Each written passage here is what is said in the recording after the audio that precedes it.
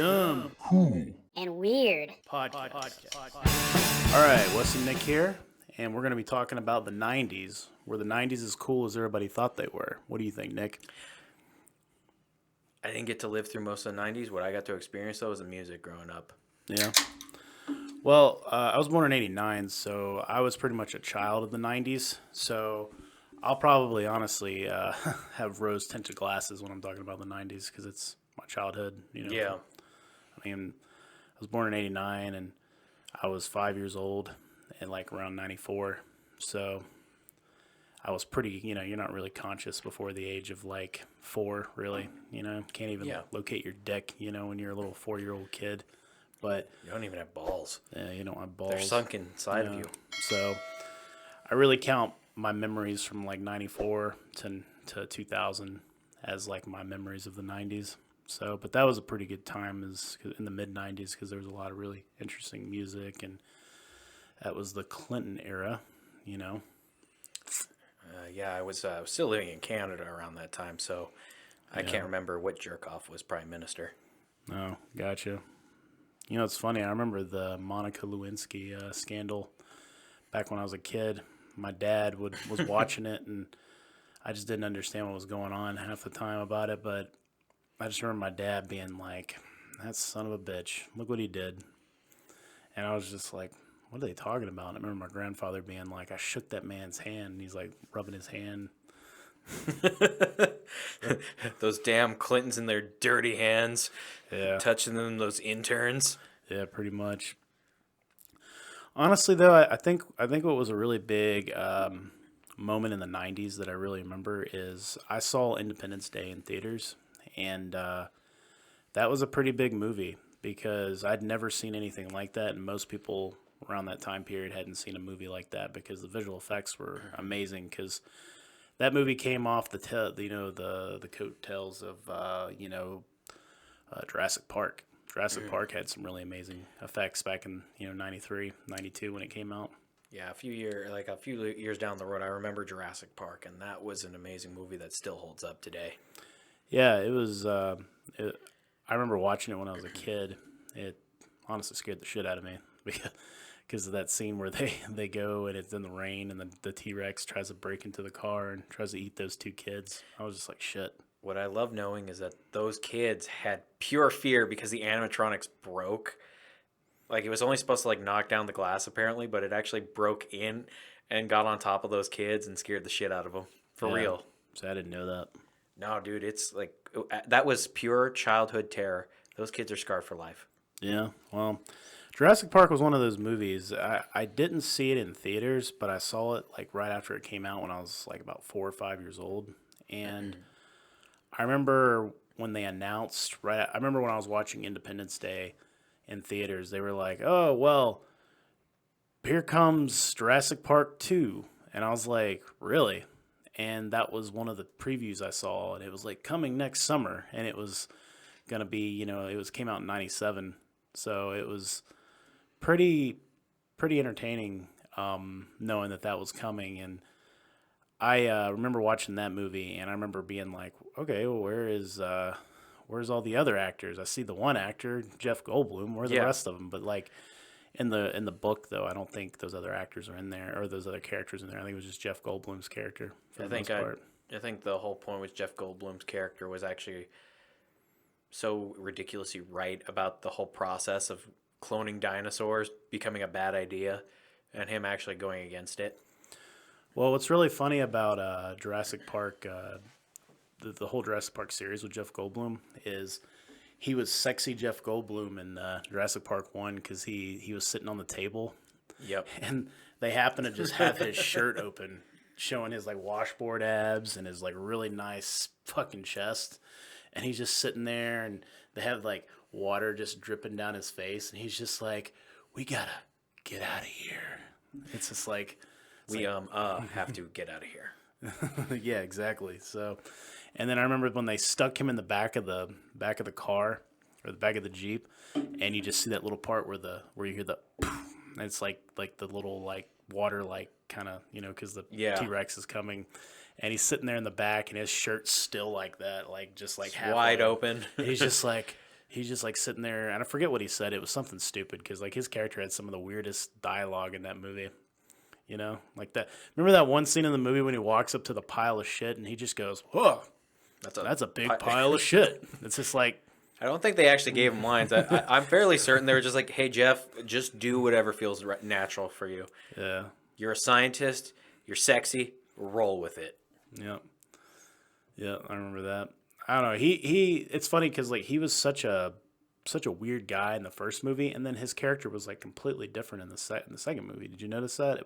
I mean, it's like that's some serious character development right there. Yeah. You know, he went from being this quirky, like aloof, ridiculous guy to being this guy that's seriously like, oh, you better not clone dinosaurs. It's really bad because he had a little bit of that in the first movie. He's like, life, finds a way. You know. Hey, guys, let's keep the dinosaurs there. Don't bring the zoo to San Diego. Yeah, I remember that. Yeah, it's Jurassic Park was one of those movies. It was very influential when I was a kid. And then, like I said, Independence Day. I actually had all the toys for both of those movies. Really? Yeah, and I used to make them fight each other. So, Is it kind of demented that as a child, when you played with the Jurassic Park toys, that you enjoyed like murdering the humans with all of the dinosaurs? Like they even had like, I like how the toys came with like the scars and scratches on the humans. Like I was like, yeah, this human's fucking dead. well, another couple of movies that really influenced me in the '90s was Batman and Robin and Batman Forever. And Jesus. yeah, I know. I saw Batman and Robin in theaters when I was a kid. And I remember when I saw the opening sequence, I looked at my mom and I go, what the hell is going on? Because it was such a Bat nipples. Yeah, the bat nipples, the bat asses, and Robin's shitty fucking vehicle that he was driving, whatever the fuck that thing was, like some motorcycle thing. Yeah, yeah. It really was a marketing ploy for Hasbro. Yeah, and I remember when we were watching it in theaters, my stepdad was there, and I remember he brought out the Bat credit card, and my stepdad was like, "Are you fucking kidding me? A Bat credit card?" And like he said that really loud, and my mom like elbowed him, and she goes, "Why are you cussing like that?" And he was just like, "It's a Bat credit card. What the fuck is going on?"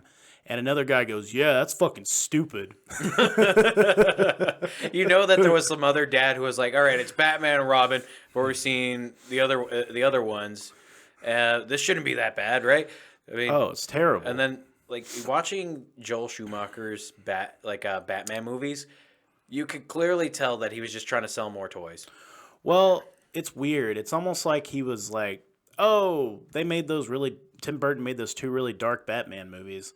You mean like let me not watch those movies and let me go watch the 1960s Batman and let me make it a little bit gayer." And there you go. Since we're on the topic of the 90s, is when they made that that movie Starship Troopers. Yeah. I saw that in theaters as well, by the way. Dude. They were that was a debacle, all right? The guy didn't read the book at all. Mm-hmm. Like if you ever get the time to read the book, it's a great book. But this guy was like, "Oh, I'm just going to cherry pick all the fascism parts, put them in the movie. Mm-hmm. And then I'm going to make everyone basically a Nazi stormtrooper, and we're going to put them in the movie. And I'm going to take all these new, young actors and ruin their careers, including Gary Busey's kid." Yeah. Yeah, Jake Busey, prior to being in that movie, was in Contact, and he had a very small role. He played like a suicide bomber. Wow, yeah, that's right. Yeah. I thought that was Gary Busey. No, I didn't know that was Jake. That was Jake Busey, yeah. He was really young right there. That was like 1994 when that movie came out. Can we just admit that Gary Busey is a national treasure? Yep. What was funny, and here's a story from when I was a kid in the 90s, so this is going to be good. So, it was 1995. I was going to see my mom. I barely got to see my mom, by the way, growing up. I pretty much lived with my dad, but I'd see her like once every like blue moon or something like that. And we were sitting, there watching Contact because my mom rented it, and my stepdad was there, and she was there, and my sister was there, and I think his daughter was like my stepdad's daughter was there. So we watched the movie, and it gets to the part where she goes to the wormhole, meets her father, who's actually an alien. And I just remember when the movie ended, my stepdad was like, it was her dad. This is fucking stupid. And I remember being an adult now, and I'm like, you fucking moron. Were you not watching the movie? He said that he was an alien taking the form of her dad. So she felt better about everything and didn't feel scared. You know what's funny though is Fucking that moron. I mean, he's pretty fucking retarded. But I think what's funnier too is that that's become like they've used that same trick in like even things like South Park Yeah. when they had the taco pooping ice cream Yeah. to make the boys feel safer. The fact that Do you Eric like this Cartman, form? Or does this form suit you better? I know the episode you're talking about. to make Eric Cartman feel better about the fact that they have to fix the satellite dish that's in his asshole. What's funny is I started watching South Park back in the 90s too. It was back in 97 when the first came out. And I remember watching the first season, and my mom didn't like me watching it, but she didn't know that I'd been watching Beavis and Butthead and The Simpsons up to that point. So it's bound to happen that I was going to watch South Park too. 90s Simpsons is better than the 2000 Simpsons. Oh yeah, without a doubt. A lot. I mean, I think I'm trying to think. Even I'm trying to think of another show. Another good one was that's Mr. Plow. I mean, that's the Mr. Plow. Oh yeah, era. you don't see Mr. Plow anymore. No, you don't. You just see Barney's Plow King coming through there every once in a while. You know, it's nice to see that Barney was actually like successful at a few times. But have you ever noticed that all of them actually sabotage Barney to make themselves like feel better?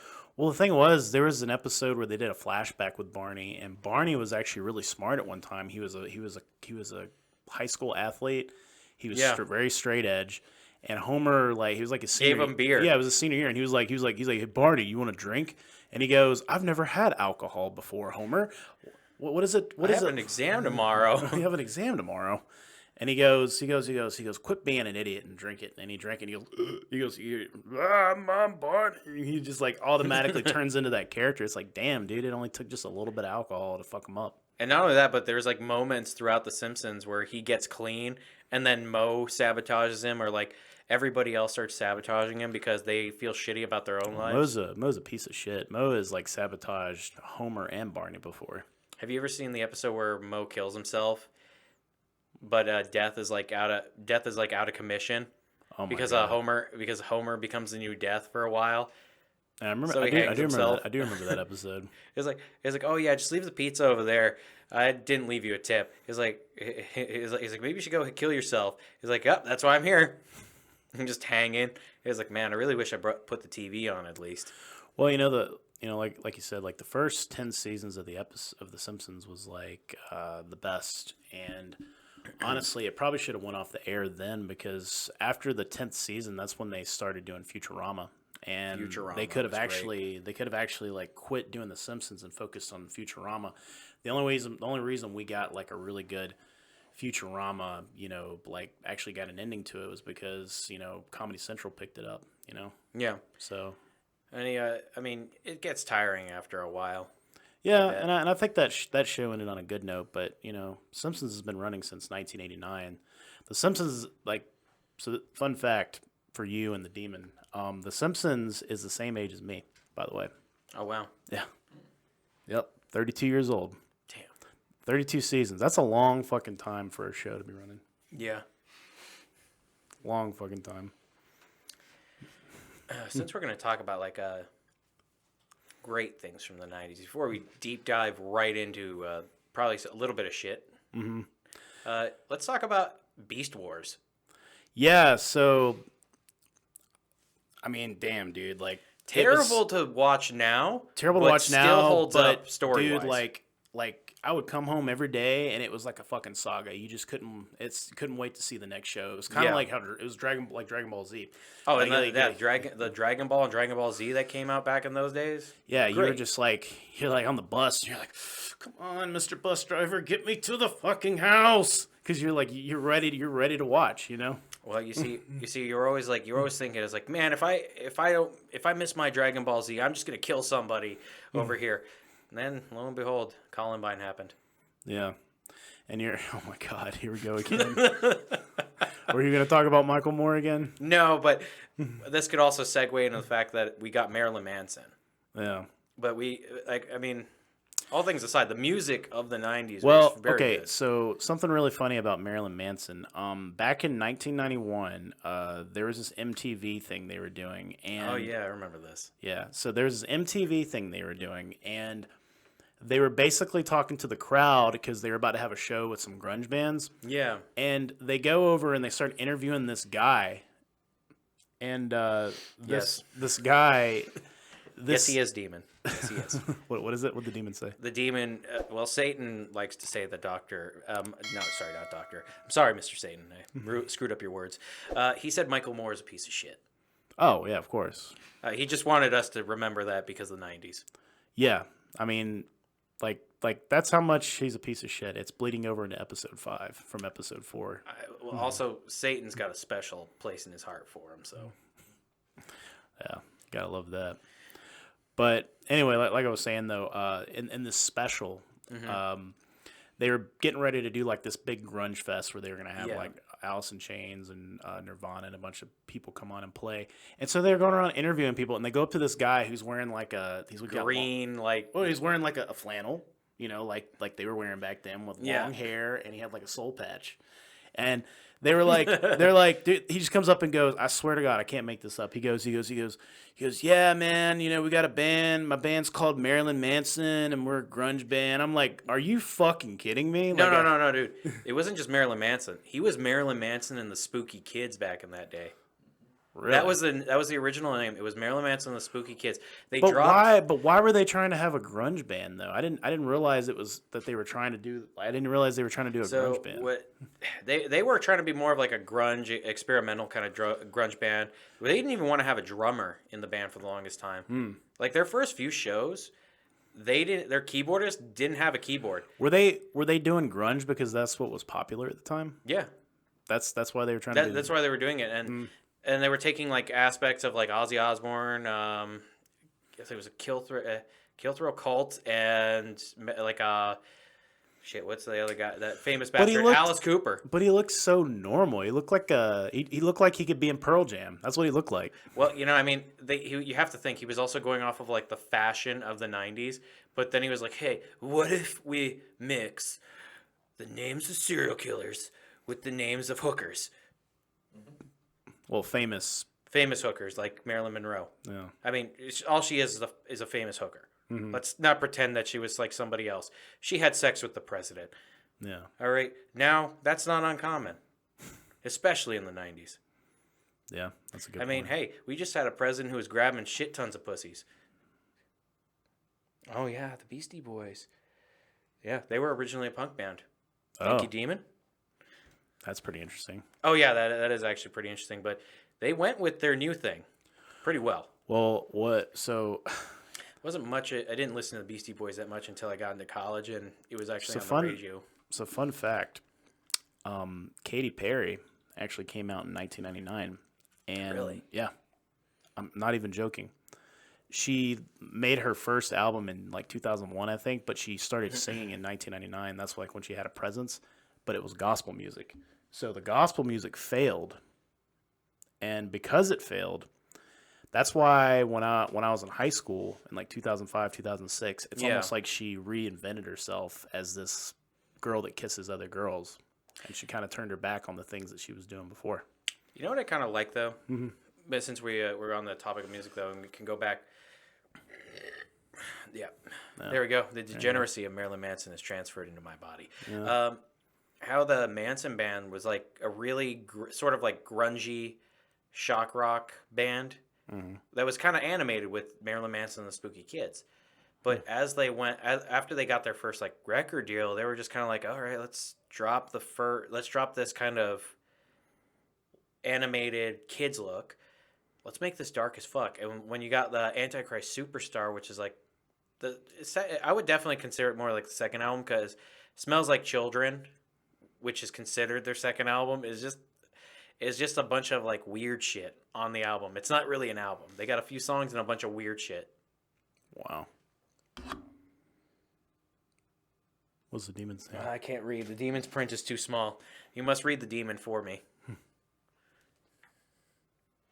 Actually, it's funny you point that out, because I was about to say that.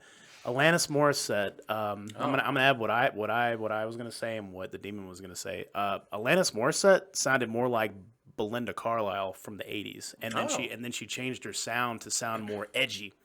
You know. makes sense So though. her first album is very poppy. Like it's like, am I listening to a Belinda Carlisle album? Not even joking. Like Yeah. that was definitely her sound. And actually, it's funny because grunge kind of was like that too. So the first grunge band was a band called Mother Love Bone, and the lead singer sounded more like AC/DC than he Yeah. did grunge.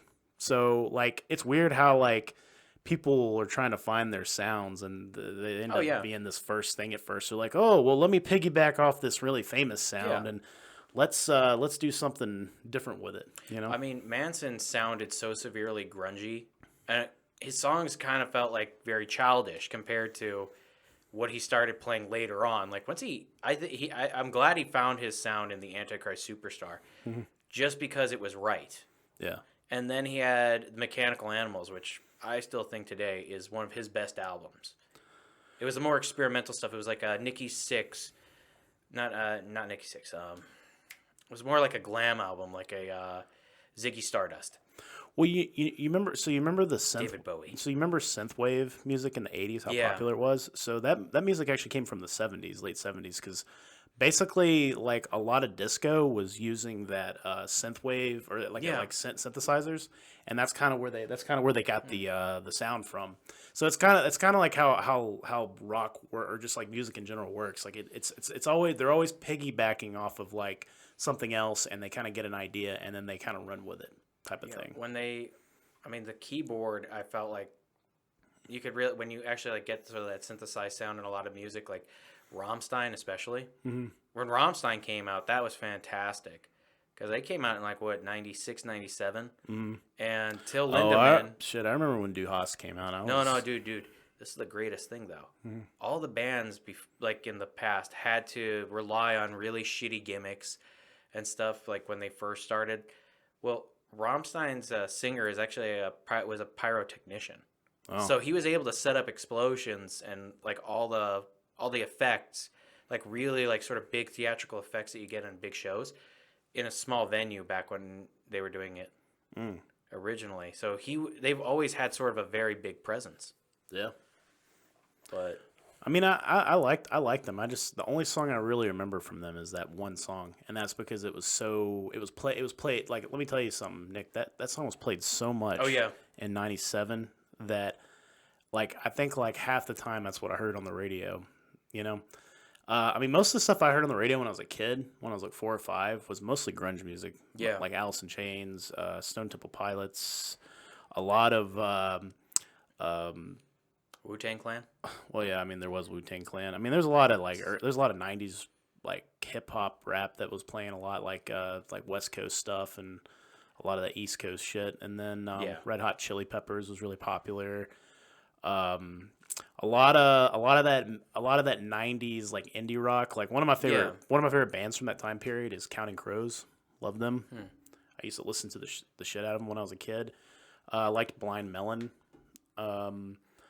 Another one is the Spin Doctors, Blues Traveler. Those are all like really indie though, and a lot of those guys got their inspiration from REM because REM got started in '78, and they kind of give REM like the credit for starting the indie rock movement Yeah. in the late '70s and early '80s, and it kind of gave its fortitude to what it became in the '90s because the '90s had a lot of indie rock.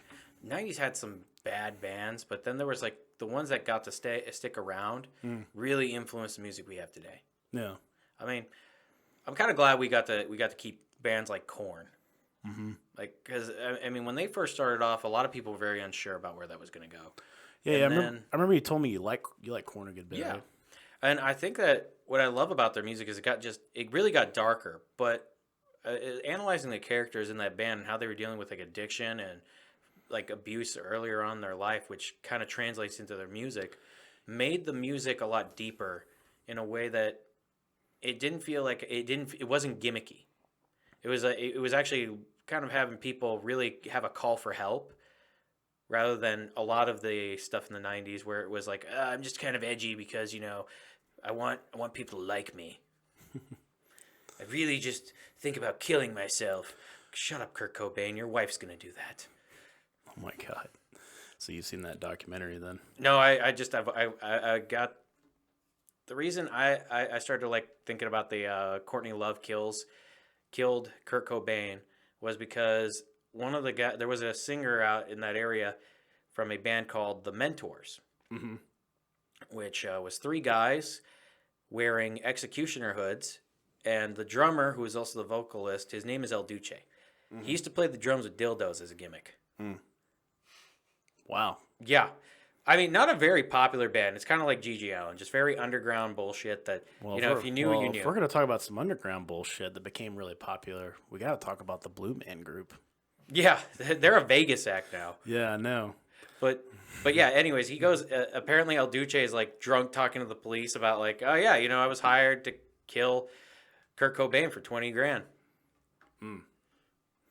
Wow. And it just kept going. And I mean, the facts about it is like, when they found him like 3 weeks later with his head blown off, and they said he did it himself, and they were talking about the angles don't match up. He also had his shoes on. The shotgun was also too long. Everything that they had about the weapon and the angle in which he blew his own brains out, apparently, just didn't add up. And they're like, someone had to have killed this man. Yeah. Speaking of Nirvana. Yeah. You seen where the Nirvana kid's trying to sue Nirvana for the album cover? Oh, yeah. Because they said he was exploited, even though he pretty much supported them for like years. And then he was like, oh, maybe I can get some money out of him. So finally he decided to try to sue him. That's like the kid who was on Gran Torino. Yeah. Like talking about how he's talking about how racist the movie Gran Torino was. It's like, well, that was the point. It was about a racist old man who changed. Who changed his ways as he actually interacted with his neighbors. Yeah. You mean like character development bad? Is he really complaining about that? Yeah, he is. What? Okay. It's like, oh, I was like, damn, Clint Eastwood for giving me a job. Dude, the whole point is he was in the Korean War and he had like a bad taste in his mouth from fighting Koreans in Korea. The Korean War. So like that's part of the plot. I mean, we can go into a whole history lesson basically about the Korean War, but that was some of the worst fighting. Yeah. Like a lot of people just kind of gloss over the Korean War, but a lot of those veterans didn't also get a lot of the credit they deserved, as well as the Vietnam vets. Like, they just kind of like a lot of people underplay that. So it would make sense why a guy comes back really salty that a lot of his friends died. He probably witnessed a lot of war crimes committed by the Koreans. And then, you just come back home and everyone's kind of dumber and blinder. So you get pissed off too. Well, but that was the plot of the movie. And yeah, obviously, the point like right over his head. But isn't, going back to Nirvana, so we can circle back, wasn't Dave Grohl also like in a legal battle like multiple times with Courtney Love because she was saying that he was making money off of the music that apparently Kurt didn't like Dave or some shit. Like it was it sounded like a bunch of made up bullshit. Like he didn't deserve any money from Nirvana. I think I've heard about that before. Dave doesn't really talk about Nirvana that much anymore. I don't know. He's kind of like moved on. I mean, it's not like he needed that money anyway. Let's be real. I mean, Foo Fighters is better. Yeah, I mean, I don't know if it's a better band. It's just a different band. Grunge died in the 90s where it belonged. Yeah, I mean, if you hear Foo Fighters' very first album, it's a grunge album. It's not like what it is now. I'd say they're more like indie rock now, but like their first album is very grungy. Like if you ever get a chance, go listen to it again. It's pretty grunge. I thought it was pretty good. Yeah, it's a great album. But it like compared to the new stuff is awesome. Oh, I mean, I like all their stuff. I mean, if we're talking like 90s, I mean, the late 90s was very Foo Fighter. Yeah. That's shit I used to listen to all the time when I was a kid. It's another great side project with Dave Grohl. What was that? Probot. Probot. That's something that you wouldn't even expect to listen to. I suggest if you haven't heard Probot, just listen to it. It's a great and dark, heavy metal album.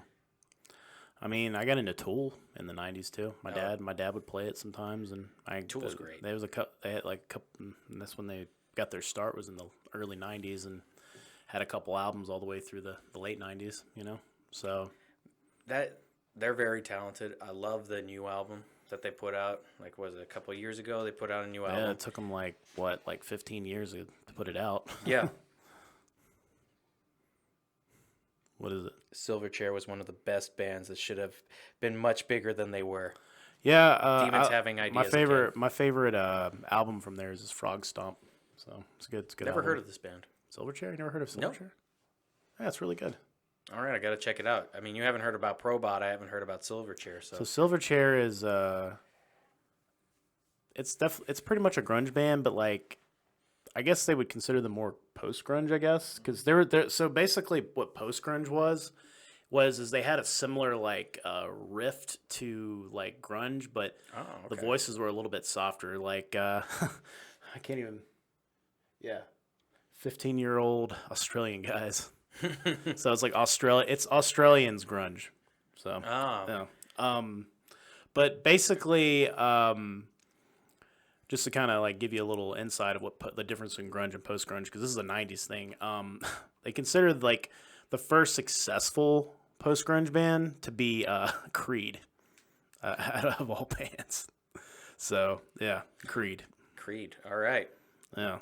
So that's why a lot of people don't really like post grunge, just because it's associated with like Creed and Nickelback, basically. Oh, okay, that makes sense. That's part of the reason why a lot of people have like weird feelings about it. But there was some good post grunge bands, like I guess Bush is technically post grunge, but like their first album was very grunge, but then like their later albums were definitely post. So, what do you think about '90s hip hop? Because Really? I think it's that really was good. I think that that was a pinnacle of rap music. I think a lot of people didn't really like the West Coast versus East Coast shit that was going on in the early '90s, but I think it kind of got resolved at a point. I mean, it's just preference. I like the West Coast stuff more. Yeah. But it's just it's preference. But you can never go against the Wu-Tang Clan. The Wu-Tang Clan ain't nothing to fuck with. Yeah. I mean, whenever you're trying to keep it real, you should definitely be like, you think this is a game? Wu-Tang. That's all you got to do. And Protect your neck. Yeah, and people come correct after that. Yeah. Don't let the ODB come after you. Yeah. Or let the OPP come after you. The Method Man. No. Are you down with OPP? Yeah, you know me. Oh, yeah. The RZA, the Jizza, the Ghostface Killer. No. Oh yeah. Well, it sounds like you. So, do you like Bone Thugs and Harmony too? That's kind of like that's like Midwest rap from the early '90s. Didn't really listen to him. No. Well, interesting. Never listened to them, huh? No. Wow. You gotta listen to them. So they were discovered by Eazy-E. Yeah. I know he discovered him. I just never listened to him. Yeah. And Snoop Dogg actually helped them out a good bit too. Snoop Dogg's amazing. Now, if you want to talk like some really underground shit that came out during the '90s, was 3 6 Mafia. Like that was back when they were just trying to figure their shit out, and that kind of like was a cascade effect for because there was them, and then there was Little John was actually getting started in the mid '90s, but he was mostly like doing producing. Yeah. But a lot of like Southern hip hop kind of got started in the mid '90s. Yeah. I mean, I wonder how the Dirty South compares now, like at least these days. Because, I mean, we have a lot of big stars coming out from Atlanta. Oh, yeah. I mean, my favorite rapper from Atlanta is Gucci Mane. I mean, the reason why I like him so much is because he's a very hard worker. He's always putting out albums like every couple of months, I've never seen a guy like work that hard. Because, like, he doesn't have to work that hard as much anymore if he didn't want to, but he does. He just keeps going. Sometimes you really like what you do in terms of your art, and you keep going for it every time. Oh, yeah. Yep. I mean, I would have to say we also got some great comedy legends like Dave Chappelle. Yeah. Out of the 90s. Yeah, he definitely got his... I mean, he got his start in the 80s, but, like, he was a kid. He was a teenager in the 80s. Yeah. But he pretty much became, like, who he is because of the 90s, because he was in a bunch of different movies. But, yeah. Yeah. We had some also other good legends that died way too young. You had Bill Hicks. Yep. He was really popular in the early 90s, and then he passed away. He was only, like, 28 years old. Yeah. Which is really sad. It is. Going back to Dave Chappelle, he was in a lot of like movies that you wouldn't think to see Dave Chappelle in, like Con Air. Yeah, he's also in Robin Hood Men in Tights.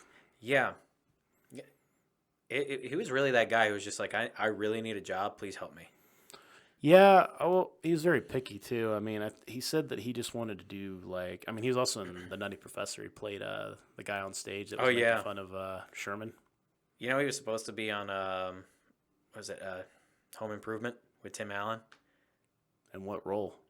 Apparently, they were supposed to be like another group of like contractors or some shit, like that were supposed to be guests on his show, and apparently he and Tim Allen weren't like vibing. Well, yeah, I mean that's because Tim Allen does coke, and I mean that was probably severely coked up. And Dave Tim Chappelle Allen smoked weed. That you can't mix weed smokers and cocaine users together. You mean cokeheads and potheads? Yeah.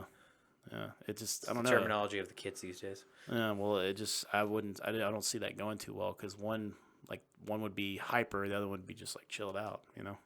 Oh yeah. Demon has I'll be a son of a bitch. Told you, the demon knows all. He is Satan. After all. One day we'll put him on camera, but that's only on his schedule. On his schedule, we run by his schedule. That's why we make our videos when we make them. Because if the demon deems it unworthy, he won't let it happen. You know, if we keep this going with this demon, man, people are gonna get so super curious by episode 500, and they're gonna be like, we want to see this motherfucker already. Well, you see, the problem is that we're in the deep south, and we don't want to have our like doors being knocked in by Christian fundamentalists. No. Well, if it keeps going like it's going, he's gonna get his own little bit, his own little like sketch where he's gives us the news from hell. You know. Well, of course. I mean, we need the news from hell. We got to know how Epstein's doing down there, and if he killed himself. Well, over and over again. The demon says no. He's not confirming nor denying if he killed himself. Well, I mean, so it's not like Little Nicky where like they bring Hitler out and they shove a pineapple up his ass. Yeah, they do that. He says they do that. Oh, good. No. Hitler gets fucked with a lot, but he cannot confirm nor deny the existence of what happened to Jeffrey Epstein. No, it makes sense. But you know something that was really important though during the 90s, especially for my generation, is my generation was the generation in the 90s that went from 2D games to 3D games. Oh, yeah. Like that in one generation. So I had a Super Nintendo, and I remember when I had my Super Nintendo, I was pretty much at the tail end of its lifespan, and I remember thinking it was so cool. And then, I remember the commercials for PlayStation and Nintendo 64, and I was like, what the hell? Like, it was just so vastly different than anything I'd ever seen, because the only way to play a game like that you'd have to do that at an arcade or something, you know? Yeah. Cruis'n USA was really popular back in the mid-90s. I just remember because my parents were divorced and my mom never really came around very much. My mom bought me a PlayStation 1 and my dad bought me a Nintendo 64. And that was like the craziest Christmas ever. It was just like, shit, y'all are both getting me something? Because the thing is, I didn't really ask for either one of them. Yeah. Know? But they got them for me. And I remember I had it, and my friends would come over, and we'd play the shit out of those fucking things because there was like it was amazing because they were, you know, the graphics. Well, the graphics looked good back then. You know, now they look like turds, but they were pretty amazing for the time. It's kind of like when we were talking about Beast Wars and Reboot. You know, terrible. The CGI looks terrible today, but the story still holds up. Yeah.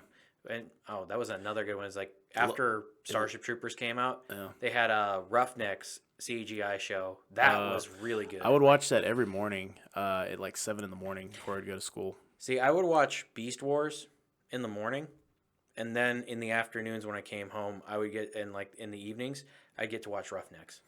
Yeah, for some reason, where I lived in Dawsonville, the show only came on like early in the morning, around 6 or 7 in the morning.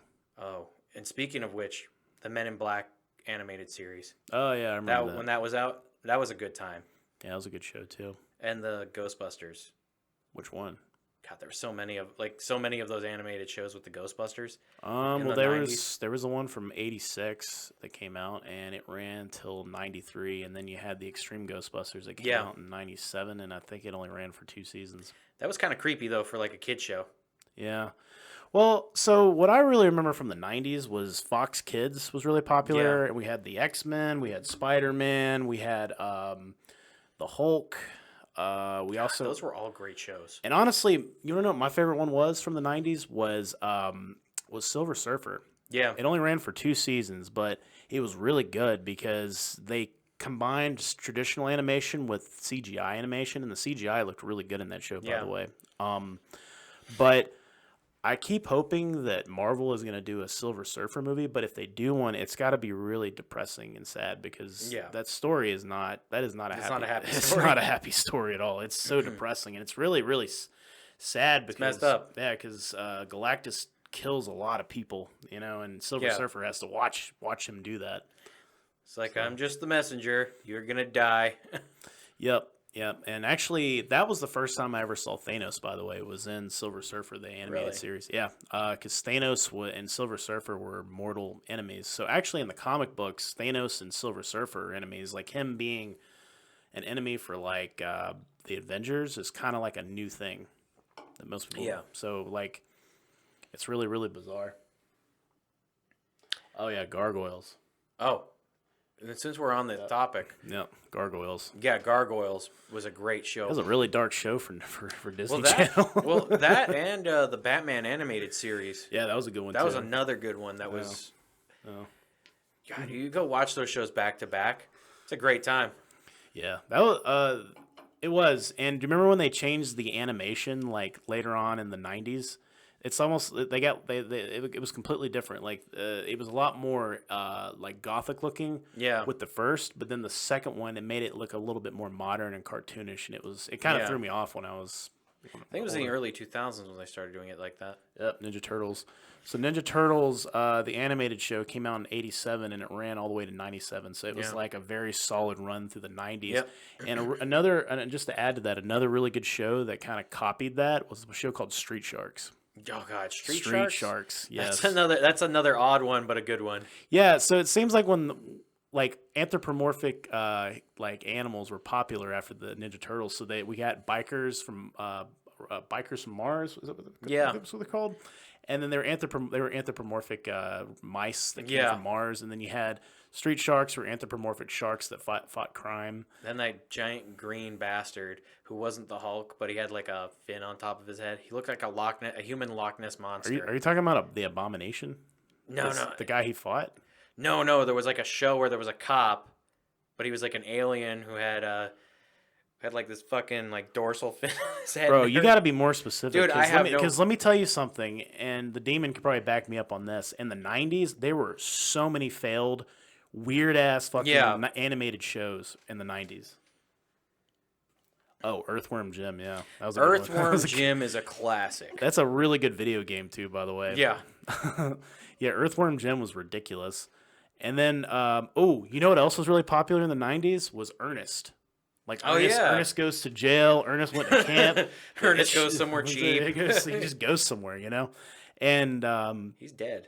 he's dead. It's sad. Honestly, Lung cancer. I think yeah, it was lung cancer. Yeah, honestly, I would, you know, if Jim Varney was still alive, the guy that played Ernest, we probably would have like over 50 Ernest movies now. Yeah. But let's talk about how things kind of went downhill too. Well, okay, so you know I'd say we're about so we got about 15 minutes left.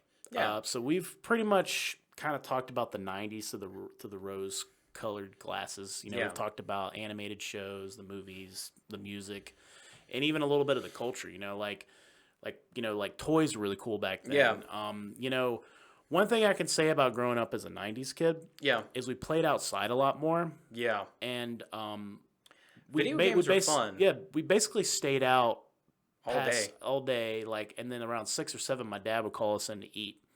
You know what's crazy? I remember how popular it was to have like those dollar store cap guns Yeah, and just play outside all day. Like Yeah. or just like finding something to do, like grabbing a stick and just going outside and for hours a day just pretending you're fighting a dragon or you're just whacking your brother over the head or just pretending you're Stone Cold Steve Austin and your brother is Chris Benoit and you're just giving him a chair to the head. And then your mom's looking at it like I would stop them, but Oh, or you getting babysitted? You're going. A babysitter watches you and your sister at their house, and then there's other kids there that you went to like elementary school with, Yeah.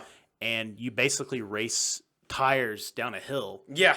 and then you have a dirt clod war, and somebody throws the dirt clod and hits your sister in the head, and it was actually a rock, and she got knocked out, and the ambulance had to come take us away. Oh yeah, the '95 World Series. There was that, and there was also the Olympics too. Yeah. The Olympics was really big too, because we live in Atlanta, so the Olympics was here, and then we had the '95 World Series here as well. So it was just like, Yeah. I just remember like I had all the memorabilia from that stuff, but I don't have it anymore. If I had it, it'd probably be worth a good bit of money right Yeah. now. I know. I have the newspaper clipping from the World Series. My dad has it somewhere in a frame at his house, and he said he was going to give it to me when he passes away. That's cool. So that's pretty neat. But everything aside, though, that was what was really cool about being in the '90s. But the Yeah. downside of the '90s was What fell around after the 90s? yeah. So basically, it was kind of I think it was kind of a slow period for the economy for Yeah. sure. Because that was right before the economy like started crashing in the mid 2000s. Yeah. And so it was kind of gave everybody like a false sense of security. And We did a lot of our parents did a lot of dumb things with their money. yeah, my dad told me one time that he made a ton of money in the like early to mid 90s, but then he said like there was a big change like after the election happened where Bush got elected. And he says he remembers like just everything started like slowly trickling downhill until we had that recession in 2008. Yeah. But yeah, the '90s like was cool from the outset, but there was a lot of problems because that's when we started having issues over in the Middle East too. Like it's when it started picking Yeah, up with a lot the more. first Gulf War. Yep, and that was also the end of the Cold War too. Yeah, the Russia was officially out of the Cold War in '91. Mm-hmm. And I mean, yeah, the Berlin Wall falls in the '80s, but it officially Ended in '91. yeah.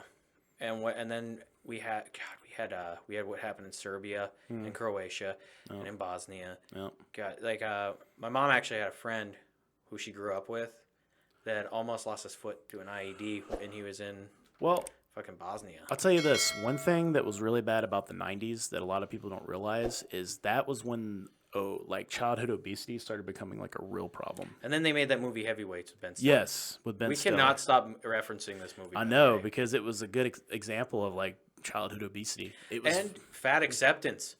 yeah. In that movie, they were trying to like make it like, oh, these kids are They're good good kids. And Ben Stiller's like, no, fuck you kids, go outside and play.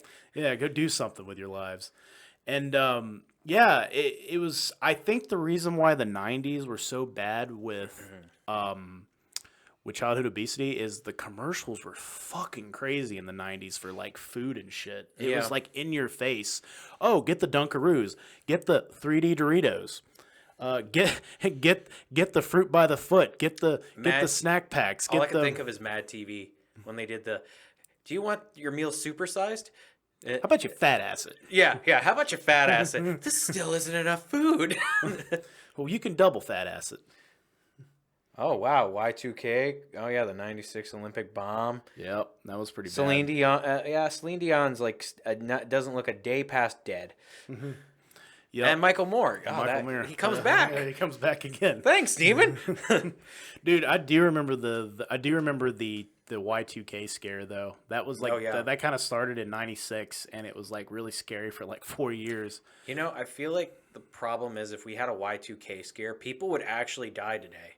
Yeah. I'm surprised there was not as much problems. Well, you got to think about it. The internet was very primitive in the '90s, so people weren't as connected as they were. I mean, I remember back when I first started getting on the internet when I was like 6 or 7. My dad had dial-up, and I remember if I wanted to load some porn, it took me like an hour to load one photo. You're like, damn.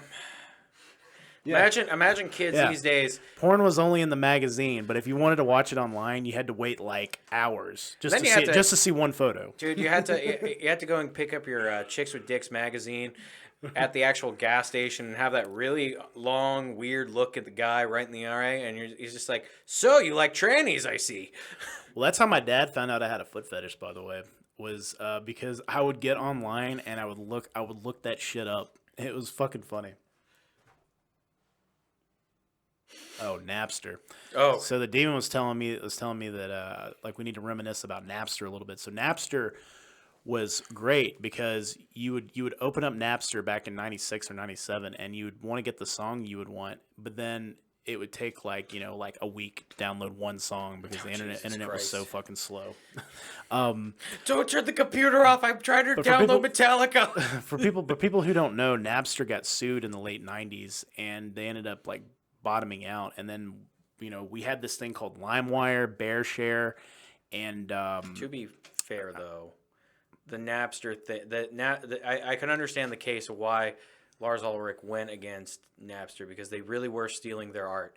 I mean, and I get that completely because it's like you're stealing somebody's art. But you don't understand. Spotify does the same shit now, but they do it under the guise of, oh, you get a little piece of the pie, and they don't really get shit. Spotify does not pay them shit. To be fair, Metallica's beaten the music industry a lot better than most people have. Apparently, weed was really great back then too. Was it though? Was it? I'm calling bullshit. All right, if you ain't had some triple blueberry granddaddy perp from today, you're missing out. What, the dirt weed from Mexico is better than the stuff grown in Colorado? Well, maybe you mean the Northern Lights grown in Canada? Maybe he meant like it wasn't laced with a bunch of bullshit. Maybe that's what it. I don't know, man. Have you had triple blueberry granddaddy perp? I can't say I have. I've had grape ape though. Grape ape? Pure OG shit. Pure OG shit. He means he bought it from a guy that was like probably just like, oh man, this white boy ain't gonna know oregano from so he gave him some shake, is what you're saying. named OG. From an OG named OG who gave him some OG. But honestly, looking back on it now, though, knowing what I know now about the way life is now, I really like having the internet at my fingertips now. Yeah. And it's really, honestly, it would have been kind of cool to have that when I was a kid. I wonder what would have happened, though, if we had the internet back then the way we do it now. Because, to be fair, I feel like we've gotten more smart technology, but we have a lot of dumber people. Well, back then, my dad, I remember my dad was like, "We're not gonna rent stuff off Blockbuster anymore." It was like '97. He goes, "We're gonna use this company called Netflix," and that's back when Netflix was out around that time. It was a mail-in DVD service though. Yeah, it would come in the mail and you would get it. Man, DVDs and CDs came and went. Yeah, pretty quick. Yeah, they're like, "Here's this 20-year period where you're gonna exist," and then you're gone. But you know what? That was another shitty thing about the 90s is like, CDs and cassettes and stuff were cool. Yeah. But really, shit didn't start getting good until we first got like our first MP3 players. Those things were fucking awesome. It was awesome. It was awesome to be able to go on a trip and when I was in high school down to Florida and have like 3,000 songs on a little tiny device like this big. Oh, yeah. That was really, really cool. Revolutionary. Yeah, it was revolutionary. But like, the Zune. The Zune. Man, that fucking died. Steve Jobs was quick. like, this piece of shit, Yeah, I gotcha. Fuck this shit. Well, Steve Jobs let's be real. Steve Jobs paid a bunch of people to come up with ideas. He was like, okay, so they got the Zune, we got the iPod. I'm gonna do one better. Can we get a phone that does all those things? And he just came up with the iPhone, or he paid somebody to come up with the iPhone. What was another bad thing about the 90s? What's that? Kid Rock. Oh God. We got Kid Rock. Speaking of Kid Rock, he started off as like a hardcore rapper. His first album was like a hardcore rap album, and then he was like, "Oh, I'm a country singer." Fucking Detroit motherfucker. He's not poor. He comes from a family that has a lot of money. That's pretty funny. That's the greatest part about it. He's like, I'm just like you. I'm Michael Moore. Well, look, I'm not. But look at his his transition. He went from trying to be a hardcore rapper with like He tried to be Limp Bizkit. Yeah, and then he was like, "Oh, well now I'm doing soft rock. Oh, well now I'm a country singer." It was like this huge transformation from like hardcore rapper. He's like a humanitarian who sells grills. Yeah. pretty much. That's actually the weirdest transition. It's like, hey, you like your grill? Well, fuck your grill. Enjoy my grill. It starts like apparently he has like a commercial where he's just shooting a bunch of grills and coolers. I will admit though, I had a guilt. I kind of listened to Kid Rock back in the '90s, I but listen to Limp Bizkit. I never listened to him past the '90s though. It was the same thing with Creed. I listened to Creed in the '90s, never listened to them past the '90s. So yeah, there was a lot of bad shit that kind of came out of the '90s. I mean, honestly, I have a guilty pleasure for Backstreet Boys. That's different. That's good. Yeah, but I listened to them a lot back in the '90s, and hell, we even listened to them in high school because it was fun, like funny. I remember in high school we pulled out one of their first 2 CDs from the Backstreet Boys, and we played it, and we fucking jammed that shit. But you didn't see us pulling out Kid Rock or Yeah, it's like ew, Kid Rock. That shit's gay. yeah, I'm not bringing that shit out. 98 degrees. Oh, 98 degrees in O-Town. See, like you had NSYNC and you had Backstreet Boys. Those were like the top tier like boy bands. But then you have like the bottom tier boy bands, which was O-Town and 98 Degrees. And then there was a C tier. There was this band called Take 5. Never made it past like their first album. They deserved it. Oh yeah, garbage. It's kind of like Britney. I was about to mention Britney Spears. Britney Spears was like top tier, and then under her you had Christina Aguilera, and then you had Mandy Moore, who was like the C tier. You know. You know who I'm glad has survived and has gotten better with their life? Ricky Martin. Ricky Martin. Yeah, the guy was so gay for so long, and he was just trying to hide it, and we're all like, he's not straight. Yeah. And everyone's just like, it was like, oh no, he's definitely straight, and we're like, no, he's not. No. And I was like, that man is gayer than a $3 bill. He just kind of embraced it. Like just real quick. He's a beautiful person. I also really like techno music from the '90s too. Yeah. Like Hadaway. What is love, baby? Don't have me. Love that shit. Yeah. Yep. For some reason, techno was so big, along with like the Wu-Tang Clan. Yeah. In my cousin's playlist, it was Wu-Tang Clan and that. Yeah. I bet. It was fucking weird.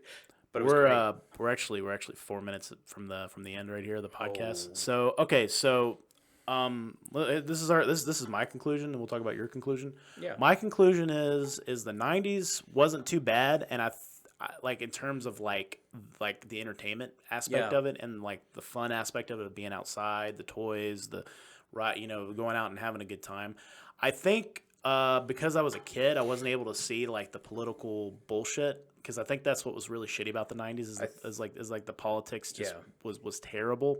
So, and because of how awesome all that stuff was, I wasn't really paying attention to that because I'm a kid. I don't care what's going on.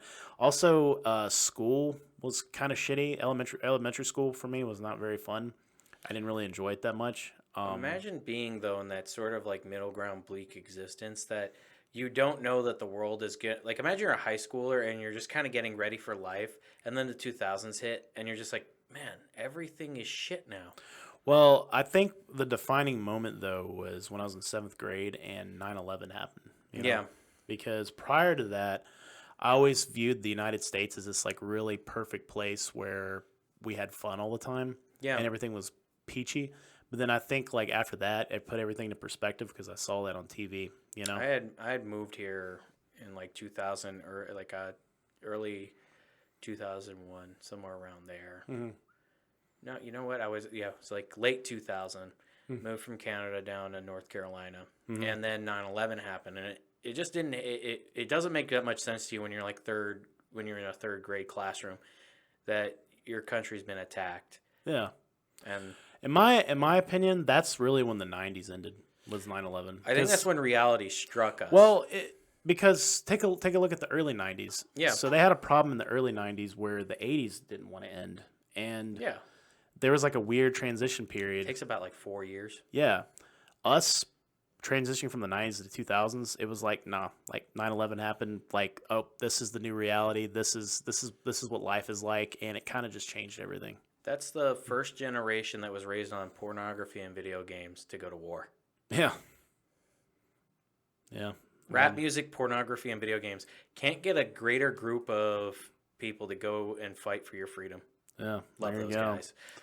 But anyway, my final thoughts though for whether or not I thought the 90s were great. For me, the 90s were awesome. Also, but like I said in the very beginning, I was looking through it through rose-tinted glasses because there were a lot of bad things that were going on with politics and stuff. But the entertainment aspect of it, like entertainment with video games, movies, music, That was all great.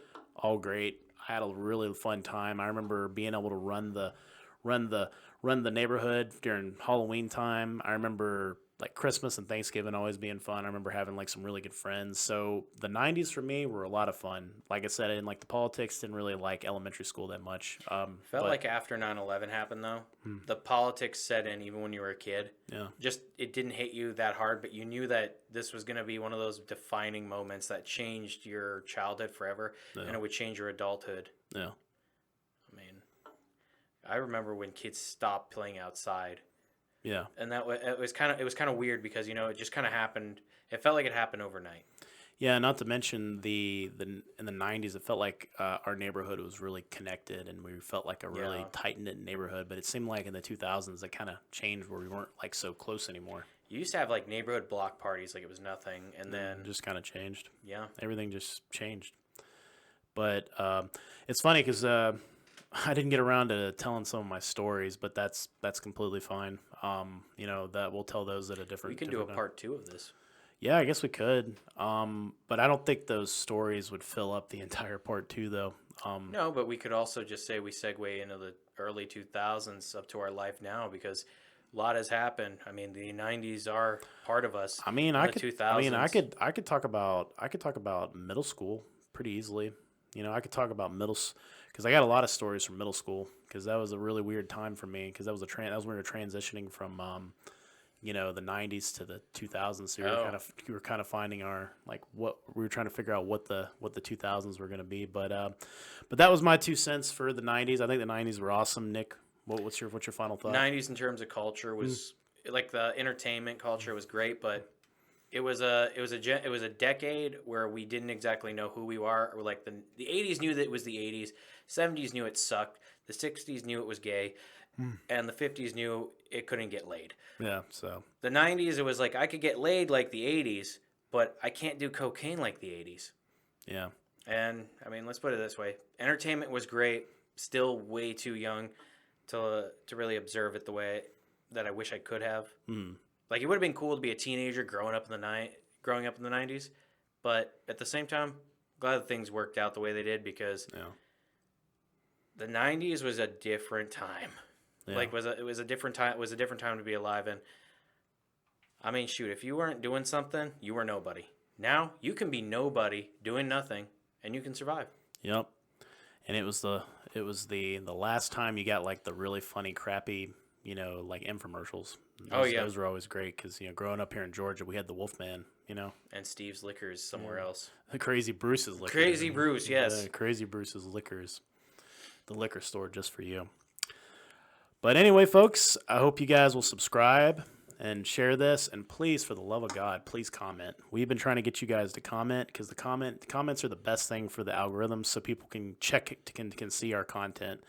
And make sure you hit that bell notification so you get notified when we upload new content, which we do every single day, because we have clips from our really bad podcasts that you guys keep watching. So please keep watching. Please keep watching so we can make money, so we can go back to the strip club where we belong. Yeah, please fund our really weird habits. So, if you don't, we'll find new ways. New ways, and you don't want that. So stay sexy, Atlanta, or I'll eat your ass. He will. Thank you for listening to this episode of the Dumb, Cool, and Weird podcast with Wes and Nick. If you want to check out more of our stuff, go to www.dumbcoolweird.com. You'll find our Facebook, Twitter, YouTube, Instagram, and Patreon link if you want to support us. Also, be sure to check out our merch store. And if you're interested in being on our podcast, you can find a link on our website so you can reach out to us and tell us if you want to talk to us about something that's really weird, dumb, or cool. We'd be glad to hear from you. Hope you will stay tuned for the next weird ass episodes we got. Thank you.